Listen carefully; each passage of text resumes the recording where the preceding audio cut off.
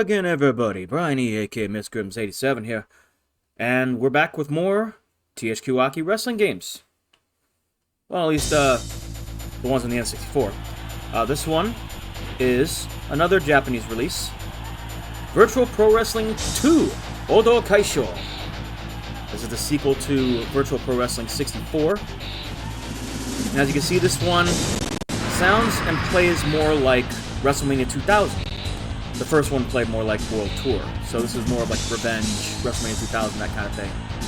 And there's a lot going for it in terms of what it had to offer, not only in the overall N64 wrestling series that Aki was responsible for, but more in terms of just everything. Like, Virtual Pro Wrestling 64 is basically the Japanese version of WCW NWO World Tour. This is basically Japan's version of WrestleMania 2000. If you don't believe me, just take a look. Looks and sounds just like WrestleMania 2000. In fact, the screens here, as I mentioned before, just like with Virtual Pro Wrestling 64, I was able to find an English patched version of the ROM, which means that same game, just everything, or at least most of it, is translated to English. Makes it a lot easier for myself as well as everyone else to understand. So, you know, looks just like the main menu of WrestleMania 2000. Got your exhibition, got your league, which is same as like the round-robin elimination tournament that they had in World Tour. Pay-per-view, put together a series of matches and play through them. Edit, which plays just like what you'd expect from WrestleMania 2000. Royal Road Succession is this game's version of the Road to WrestleMania mode from WrestleMania 2000. Tournament plays out like a King of the Ring. Ranking is unique because this one basically plays out like almost like a ranked kind of tournament kind of thing. Similar, but not quite the same. Options, obviously what you expect. They even give the ability to change which referee that you want as the little animated referee down there. So that's kind of cool. Replay, sound closer. Mic appeal is from what it looks like, this is basically like where you would customize text to use for Royal Road Succession. You know, like how you'd have like the moments that you would speak, or like you cut a promo or something like that. I got a feeling it allows you to create your own promos and share them, and and use them. Okay, so just like with the other games, let's go play a few matches. Okay, so you got your one-on-one, your tag, triple threat, or three-way, battle royal, your Royal Rumble, elimination match, which is interesting. This one looks to be it's team battle, just like the WCW vs NWO mode, where you can choose however many people, team battle mode, that sort of thing. All right, well let's get to it. So here are your stadiums. You got the Budokan, Nippon, Tokyo Dome, Korakuen Hall, and Kawasaki Stadium. So that's cool to have like that outdoor stadium. Reminds me of the times that WWF and certain companies would run them. Like I think there was that match with Gorilla Monsoon and Antonio Inoki, the one where Muhammad Ali famously got involved, something like that. Well, let's go Tokyo Dome. And just like WrestleMania 2000, you can create your own championships. Unfortunately, that's the only part that didn't get translated. But you can change between... there we go, Roman. Okay, so you could do English. Hiragana, Katakana, Kanji. Yeah, let's stick with it. Okay, so here we get our roster. And a lot of carryover from the first Virtual Pro Wrestling, and plenty more. You've obviously got the legend, Giant Baba, sorry. No, I'll admit, I'm still kind of rusty on Japanese pronunciations, so forgive me if I butcher some of these names. Kira Takao Mori. Alright, All Japan, you got Big Van Vader. Fresh off of his run in WWF, where he got jobbed out to Kane, had his mask removed, and then jobbed out to guys like Mark Henry and shit like that. You can even have him without the mask. Dan the Lariat Hansen played as him in Virtual Pro Wrestling with Dr. Death.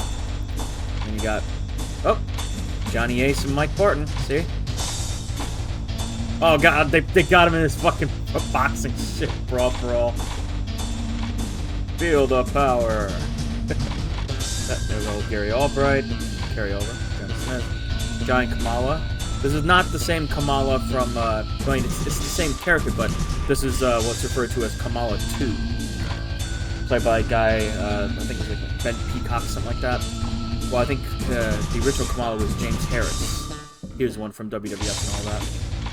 Kensuke Sasaki, Tatsumi Fujinami, another wrestling legend. He's a guy who faced off against Ric Flair a few times in the early 90s. Yuji Nagata. Masahiro Chono. There's a man, the head of NWO NWO Japan. Fujimuro. Big old Scott Norton.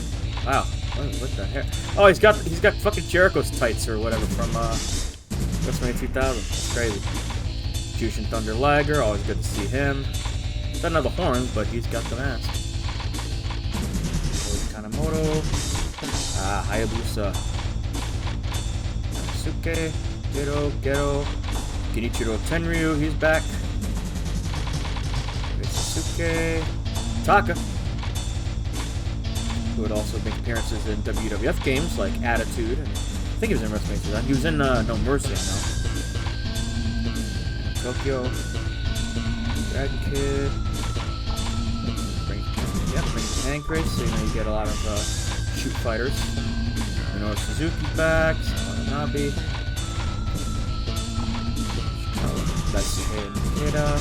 Minoru Takada, and of course, yeah, create your own. Alright, let's go for it. No. Freaking love Vader, so let's go with Vader. I'll have Vader take on, how about somebody else?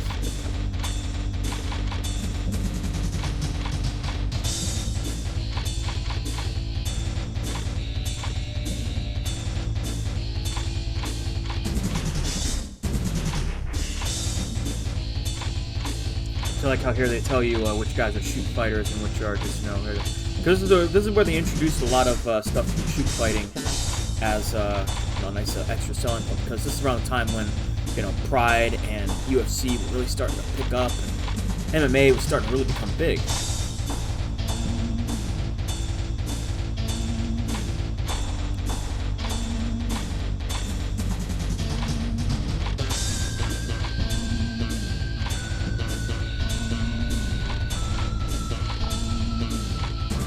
Let's take on Sasaki.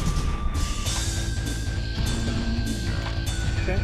Yeah, this is where you can choose like a shoot wrestling mode, where what happens is you get points based off of doing things like takedowns and submissions, shit like that. And this is the first game to actually do that.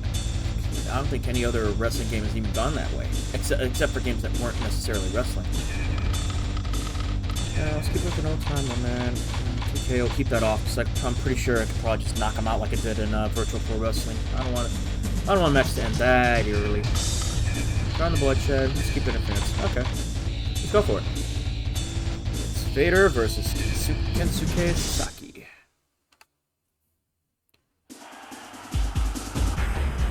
Now the music here you might recognize is one of the themes for one of the original themes for WrestleMania 2000 when you create somebody. I like how they have this little thing where they're backstage, they're like, prepping themselves, and then you get them walking down the ramp here. So I like how this is different. They actually have the corner ramps instead of being like the big ramp that's off on the side, and you go down the big stage that's on the side and go down the ramp. Now apparently certain wrestlers have like unique entrances, but I think it's more probably just like the New Japan guys. That big Vader. God rest his soul. One of the most one of the most badass men who ever stepped in the ring. Very agile for his size. He was pushed. He was never anything less than like 400 pounds at any point. Around, I think maybe at his lightest was like 350 to 400.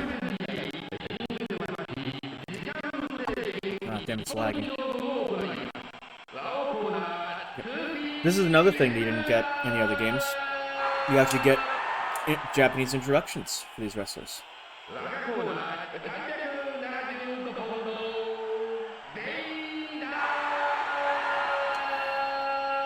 So there you go.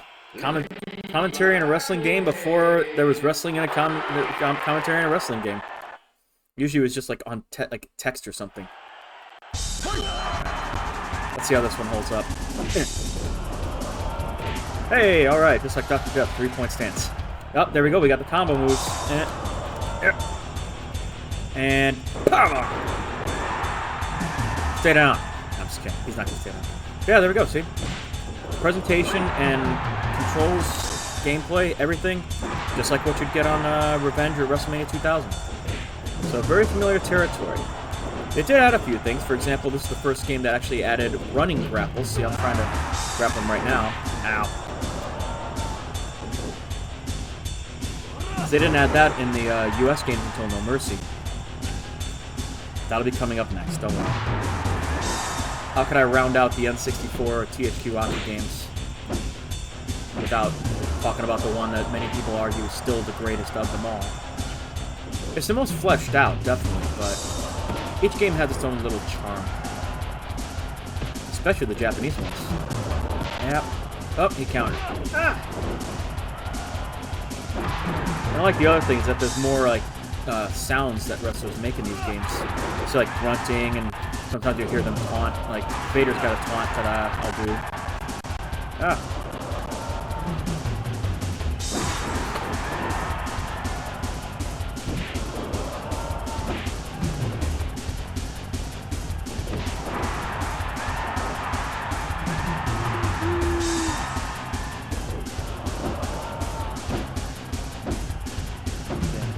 You can barely hear it. I don't even know what he really says. It sounds like it could be Vader time! But he also used to say, "Who's the man?" So I can believe either one.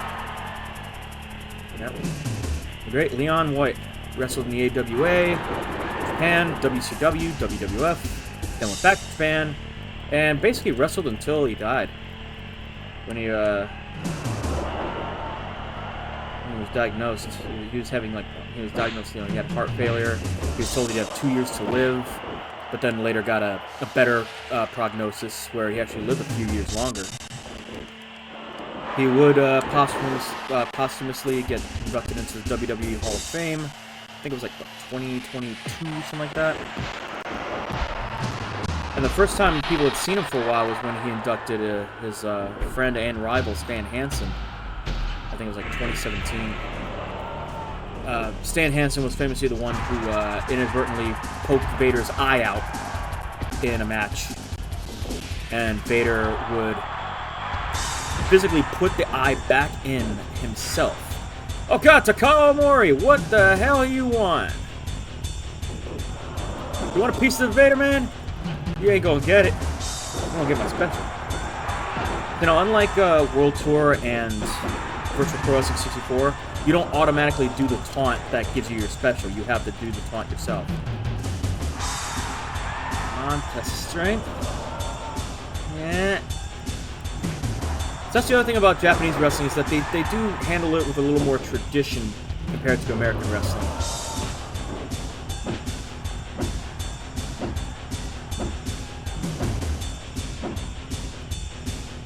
That I remember was like the whole thing of Koji Katao was in a match against Earthquake, John Tenta, back in the 90s, where Katao was being stiff, like he wasn't playing along with it, like he wasn't selling anything, he wasn't, you know, playing along with what Earthquake was doing. So, like, you know, he would be stiff with him. He would actually try to, you know, get like legit shots in on Earthquake. And after the match, he took the house mic and just shouted about how, oh, wrestling's all fake, you're all fake, this is bullshit, such shit like that.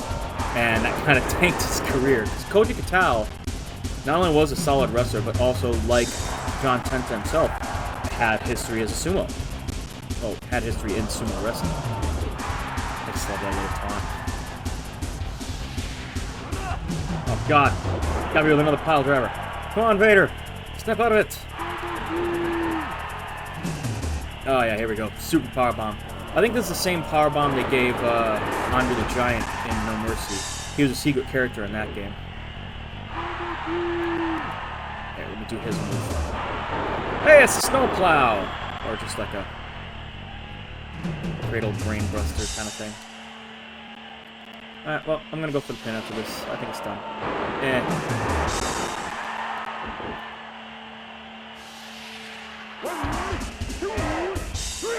Done! In less than 5 minutes.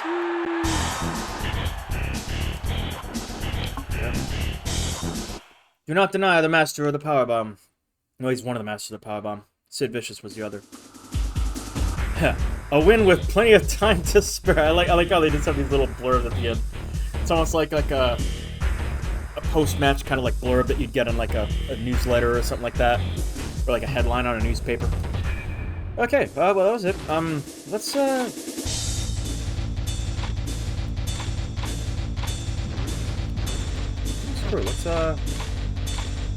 see what this elimination match is all about.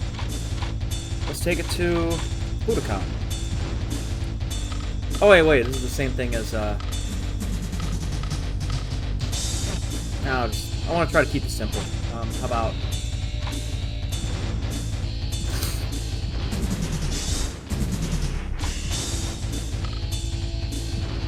do an 8-person battle royal?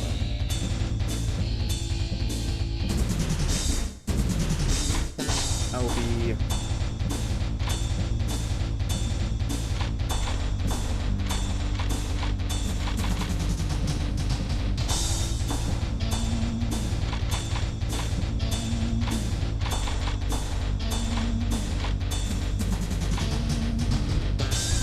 I'll be Taka. Because he is evil!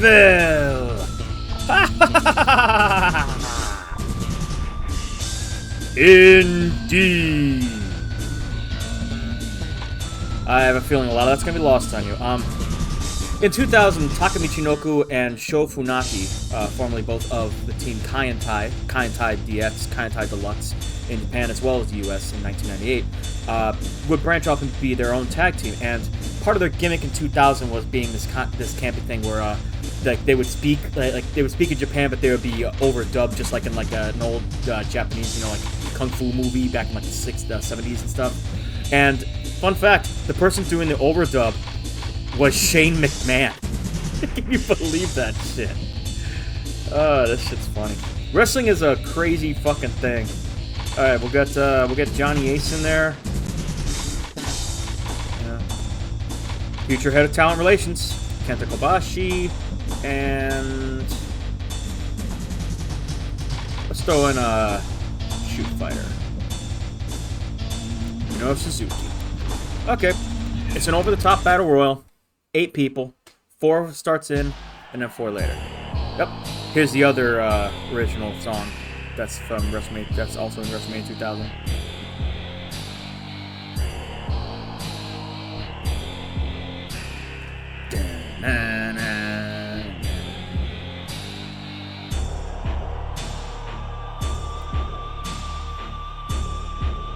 Well, I kind of like the music that was in these games. It's unique. It stands out, even today. I like this. They got different music now. See? That's how it is with certain wrestlers. They have their own music.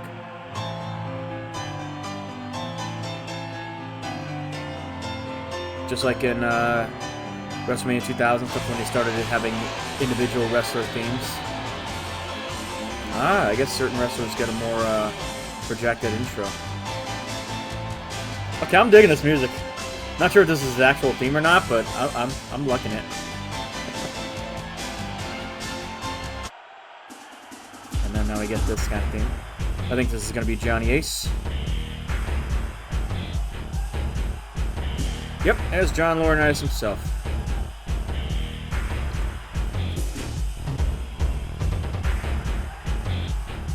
Who would later marry Nikki and Brie Bella's mom and marry into their family. I think he was featured in a few episodes of Total Divas, Total Bellas, whatever.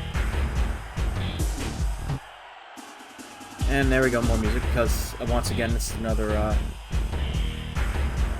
All Japan guy, so you know we don't get anything special. But it's Taka.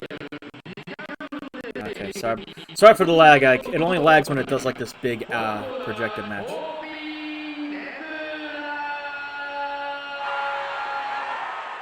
So that's the thing. Sometimes they won't necessarily say their name. Kenta. Not to be confused with the man who used to be Hideo Itami. Tani-esu. Yeah. See, even he doesn't get his name in this game. Fucking Taka, you deserve better. Alright, here we go. It's an 8-man over the top rope battle royale. When you get tossed out, another one comes in. Okay, we're dealing with some lag, but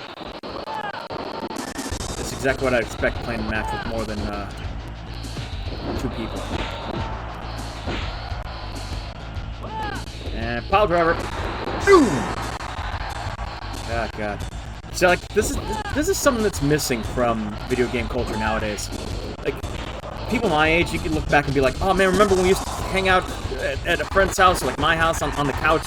We like order pizza and fucking get a bunch of bags of chips and Mountain Dew, Pepsi, whatever, just like get sugared up and play a bunch of games and shit." You can't really do that nowadays unless you get unless your friends are just as dedicated as you are when it comes to that sort of thing. You know, you can't just go to a random, you can't just talk to random people online and be like, "Hey, you want to go into my place and hang out?" No, it doesn't quite work that way. But this is like reminiscent of a long gone kind of culture in the world of gaming. I mean, it kind of exists still, but just not the same. Like, at least there are games that offer local co-op, or like, linking up to like with people so you can get the feeling of it being local, but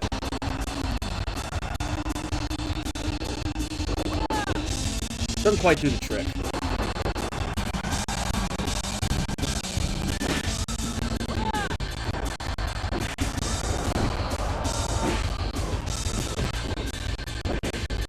Oh, come on, Johnny, give me a break. Mr. got his last name on his boots. Although it is funny, I remember Taka for the longest time in WWF. He'd have the same, blue tights with the black top there. But he'd have like the WWF logo on it, and like I thought that was crazy. How many times are you gonna see people like? Usually you see guys wearing like a shirt for the like WWF, like WWF Attitude shirts. You see guys like Steve Blackman and Crash Holly wearing shit like that, or like some guys will wear a shirt to promote like a pay-per-view. You see guys like Arn Anderson or Chavo Guerrero or Bill Kidman or whatever wearing those kind of shirts, but it just seems so weird to see somebody promoting the company that they're working for on their stuff. And then again, it's kind of reminiscent of what you see like with NASCAR drivers. They got all the sponsors and everything on their jackets and on their cars.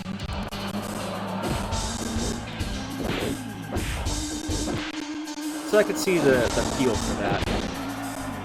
It just sometimes looked a little hokey. Like, we already know you work for WWF. You don't need to wear one of their shirts.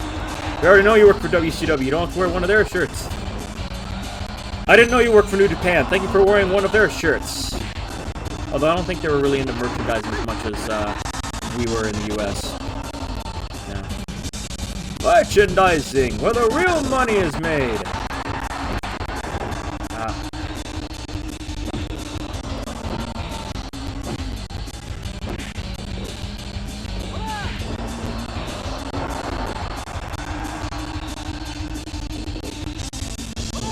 Oh, damn it. I'm trying to knock him out. Oh, damn! Johnny Ace is gone without a try. Look at that. That was too easy. Okay, who's next? It's the legend himself, Giant Baba! Now, the thing about Giant Baba, you can see, like, he's kind of like a lanky guy, and that's because he was. He was very tall. Like, he was basically like, Japan's Andre the Giant. Just without, the mass. Like, he wasn't 500 pounds. He wasn't, capable of drinking 3 cases of beer in one sitting, or 20 bottles of wine, or whatever. And like, no, he was more in line with just being tall. Like, you think about, like, tall basketball players like Manute Bol, or stuff like that. You're like, ah, damn it, I'm gone! Okay. Now, if I remember, I think this means that I get to be whoever comes next. Toshiki Kawada. Alright. Let's go get it. Come on. Gotta take out the big dog. Ow! Big dog taking me out. Damn.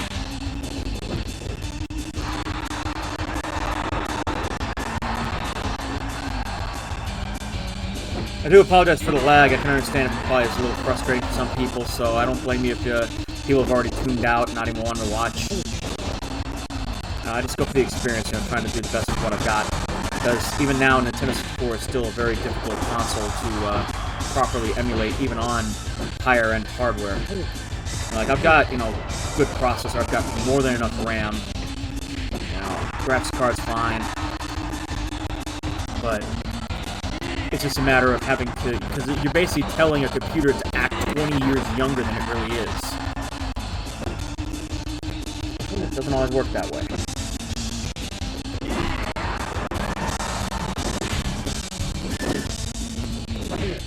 Ow.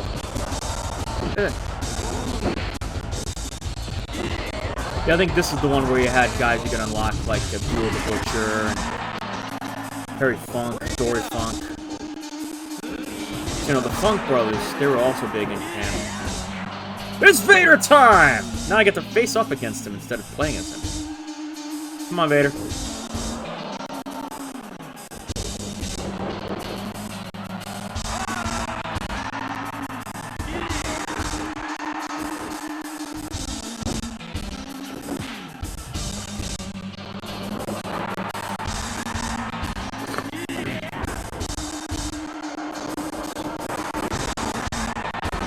Down the armbar.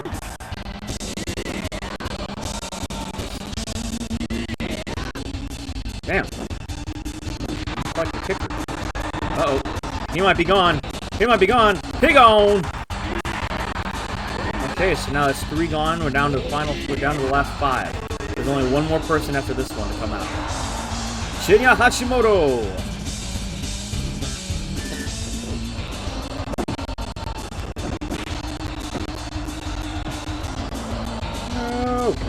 Ow.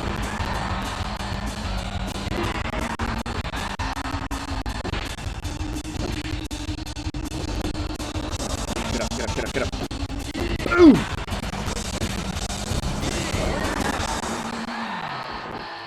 Alright. Oh no, that's it. I thought there was one more. I guess I lost count. Okay. Let's go team up, take out the big dog. Ugh.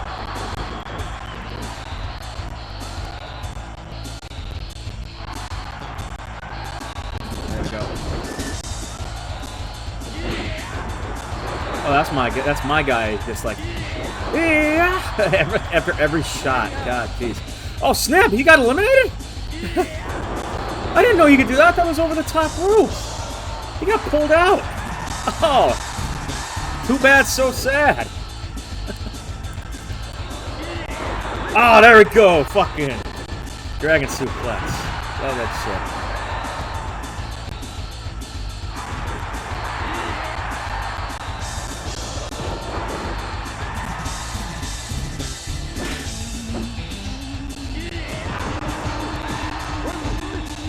Oh, we can even do pins. Ooh, almost got it.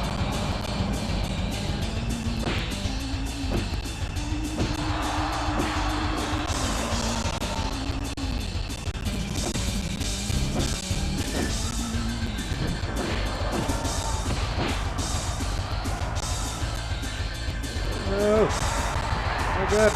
Oof. Oh, get whacked.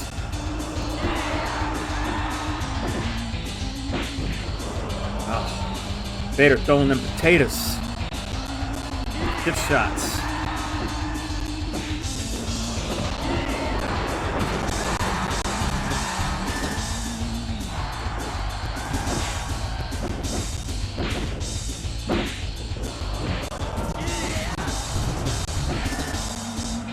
And Vader is gone! Woohoo! He's done it!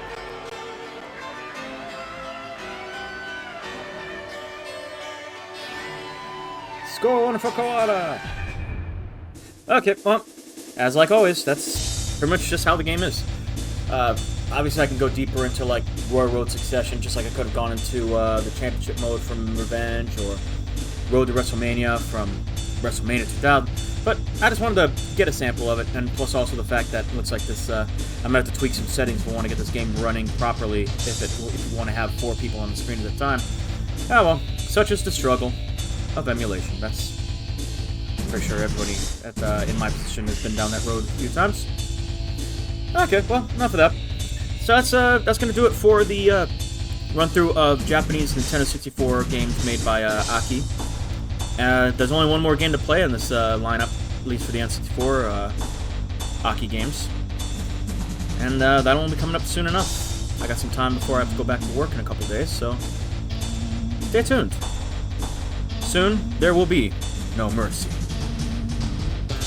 As always, it's Brian E, aka MrGrims87, saying thank you all for watching. Thank you all for tuning in.